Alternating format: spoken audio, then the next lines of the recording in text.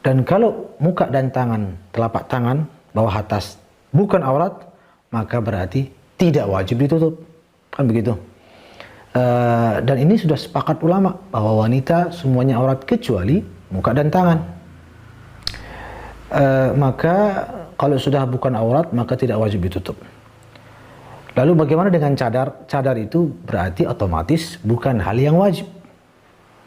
Kenapa bukan hal yang wajib? Karena memang wajah wanita sekali lagi bukanlah aurat. Bagaimana dengan sejumlah ulama yang mewajibkan? Memang ada. Harus kita pahami mengapa, apa latar belakang beliau-beliau mewajibkan. Latar belakangnya adalah untuk menghindari fitnah. Jika wanita ditampakkan wajahnya akan menjadi fitnah, maka wajib ditutup. Wajib ditutup dengan cadar itu bukan karena aurat, tapi untuk menghindari fitnah. Lebih-lebih para imam-imam dan ulama yang berpendapat wajib itu tinggalnya di Arab, ya memang budayanya sampai sekarang di beberapa negara seperti Arab Saudi, Kuwait, itu wanitanya tutup. Jika ada wanita yang buka, maka akan menjadi satu hal yang tabu, menjadi sorotan, menjadi fitnah. Maka sebaliknya kita harus cerdas. Jika di tempat lain, di negara Arab saja seperti Suriah, Mesir, Lebanon, Tunis, Maroko, wanitanya terbuka wajahnya. Di Indonesia pun demikian. Maka sebaliknya, jika ada orang wanita yang malah menutup mukanya, justru dia yang menjadi sorotan, menjadi hal yang tabu, dan menjadi masalah. Untuk diketahui bahwa jangan hanya melihat ulama yang mewajibkan, lihat ulama lain yang justru memakruhkan. Dalam mazhab Maliki, cadar itu malah hukumnya makruh. Assalamualaikum warahmatullahi wabarakatuh. Alhamdulillah wassalatu wassalamu ala Rasulillah wa ala alihi wa sahbihi wa man tabi'ah ila yaumil qiyamah, amma ba'da. Ja'alana Allah min ahli ilmi wal khairi was sa'adah. Semoga kita semua dijadikan oleh Allah Subhanahu wa taala termasuk ahli ilmu, ahli kebaikan, dan digolongkan termasuk orang-orang yang beruntung masuk ke dalam surganya Allah Subhanahu wa taala. Ada beberapa poin yang akan saya tanggapi mengenai video yang telah kita tampilkan di awal, yaitu video salah satu ulama yang berasal dari Lombok, yaitu Tuan Guru Abdul Aziz Sukarnawadi. Beliau berasal dari Lombok dan saya juga memang asli orang Lombok. Di antara poin yang akan saya tanggapi yaitu beliau mengatakan semua ulama sepakat bahwasanya auratnya wanita itu seluruh tubuhnya kecuali wajah dan telapak tangan. Sehingga mananya ulama itu sudah sepakat bahwasanya wajah dan telapak tangan itu bukan aurat. Selainnya itu yang aurat adalah selain telapak tangan dan wajah. Apakah benar ulama telah sepakat seperti itu? Maka yang pertama kita ambilkan keterangan di dalam kitab Asbah wan Nadhair Imam Suyuti. Beliau mengatakan wahalatun ma'al ajanibi, auratnya wanita bersama laki-laki yang lain, wa auratuha kullul badani hatta alwajhi wal kaffaini fil asah. Auratnya wanita bersama laki-laki yang lain adalah seluruh badannya, bahkan sampai wajah dan telapak tangannya. Jadi Imam Suyuti menjelaskan bahwasanya auratnya wanita adalah seluruh tubuhnya, bahkan sampai wajah dan telapak tangannya. Kemudian ini ada keterangan juga di dalam kitab Tuhfatul Habib atau yang disebut dengan Hasyiatul Bujairami. Disebutkan amma auratuha kharijas salati, adapun auratnya wanita di luar salat, bin nisbati li nazaril ajnabi ilaiha, ditinjau daripada penglihatannya laki-laki yang lain kepada dia, fahiya jami'u badaniha, maka auratnya wanita adalah seluruh anggota tubuhnya. Hatta wajhi wal kaffaini, bahkan wajah dan telapak tangan juga termasuk aurat. Walau inda amnil fitnati, walaupun dalam keadaan aman daripada fitnah. Kemudian berikutnya di dalam kitab Hasyiatus Syarwani disebutkan wa auratun bin nisbati li nazaril ajanibi ilaiha, adapun auratnya wanita ditinjau daripada penglihatannya laki-laki kepada dia, jami'u badaniha adalah seluruh tubuhnya, hatta wajhi wal kaffaini, sampai wajah dan telapak tangan, kedua telapak tangan. Alal mu'tamadi, menurut pendapat yang mu'tamad, pendapat yang kuat. Kemudian berikutnya di dalam kitab Nihayatuz Zain Disebutkan rabi'atuha jami'u badaniha. Auratnya wanita yang keempat adalah seluruh anggota badannya, hatta qalamati dhufriha, sampai potongan kukunya. Wahya auratuha indar rijalil ajanibi, itu adalah auratnya di sisi laki-laki yang lain. Fayahrumu ala rajulil ajnabi, maka haram bagi laki-laki lain an-nazaru ila syai'in min dalika, untuk melihat kepada bagian tubuhnya wanita tersebut. Wajibu 'alal mar'ati satru dzalika anhu, dan wajib bagi wanita untuk menutup semuanya itu dari pandangan laki-laki yang lain. Nah, itu tadi keterangan di dalam mazhab Syafi'i. Sekarang keterangan di dalam mazhab Hambali.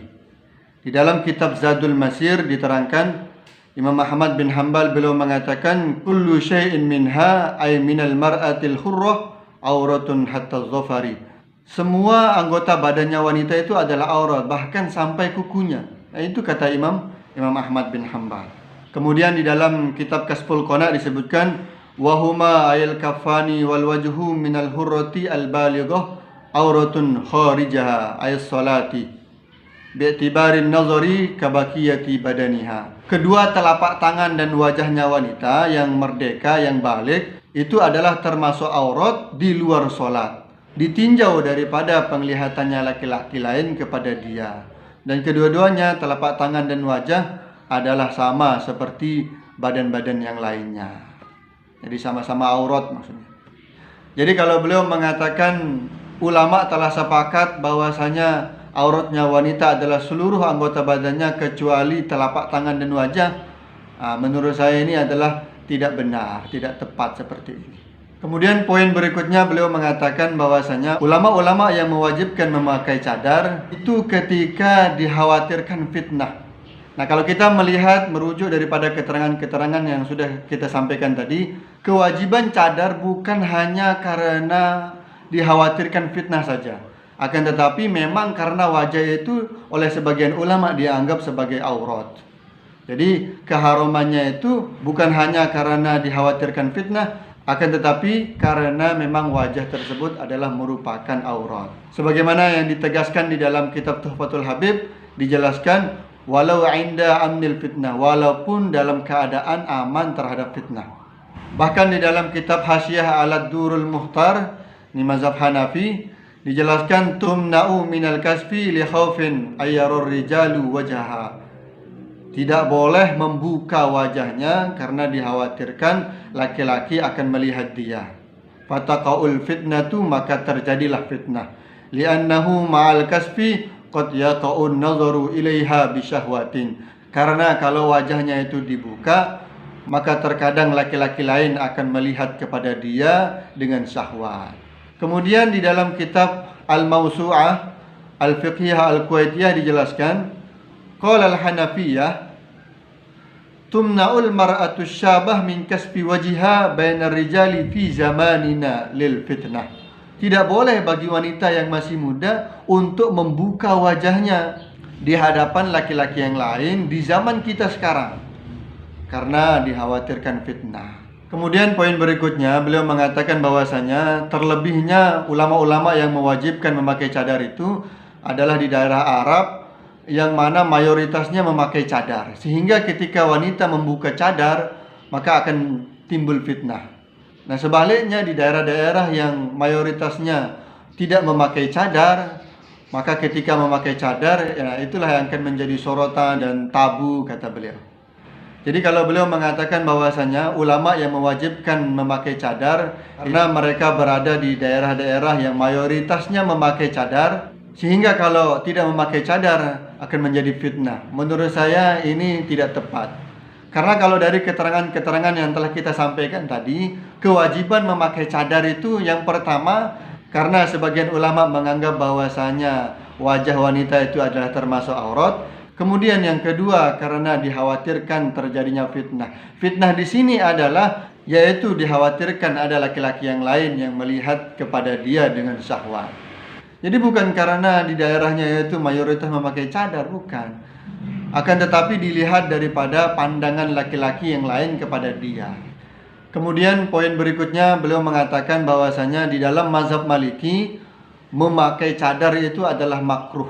Apakah benar demikian? Kalau di dalam kitab-kitab mazhab Maliki secara khusus saya belum pernah menemukan bahwasanya ada ulama Maliki yang menganggap bahwasanya memakai cadar itu adalah makruh. Akan tetapi di dalam kitab Al-Mawsu'ah Al-Fiqhiyah Al-Kuwaitiyah, kitab lintas mazhab, di sana dijelaskan bahwasanya mazhab Maliki menganggap bahwasanya memakai cadar itu makruh. Kenapa? Karena gulu ataupun berlebih-lebihan.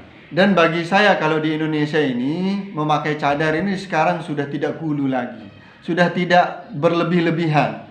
Sehingga kalau kita tarik kaidah fikihnya, al-hukmu yaduru ma'illatin wujudan wa adaman. Hukum itu berputar menurut ilatnya. Kalau ilatnya masih ada, kalau sebabnya itu masih ada, maka hukumnya masih ditetapkan. Dalam artian, kalau sudah tidak gulu lagi, maka memakai cadar sudah tidak makruh lagi di dalam mazhab Maliki. Bahkan saya mendapatkan keterangan di dalam kitab Hasyiah ala Syarhiz Zarqani, disebutkan di dalamnya, wa fassala Syaikhu Zarruq fi Syarhil Waglisiyah bainal jamilati fayajibu 'alaiha wa ghairiha fayustahabbu. Syekh Zarruq, yaitu salah satu ulama mazhab Maliki, beliau memperinci kalau wanita tersebut adalah wanita yang cantik, maka wajib untuk menutup aurat. Dan apabila wanitanya tersebut tidak cantik, maka disunnahkan untuk memakai cadar. Jadi disunnahkan. Sehingga maknanya di dalam mazhab Maliki, menurut Syekh Zarruq, kalau tidak menimbulkan fitnah, itu disunnahkan untuk memakai cadar.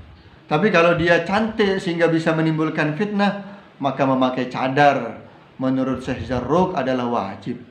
Kemudian yang terakhir sebagai penutup, pada intinya yang mau memakai cadar silahkan, yang tidak mau memakai cadar silahkan. Yang memakai cadar jangan menjelekkan yang tidak memakai cadar, dan jangan merasa lebih baik daripada yang tidak memakai cadar.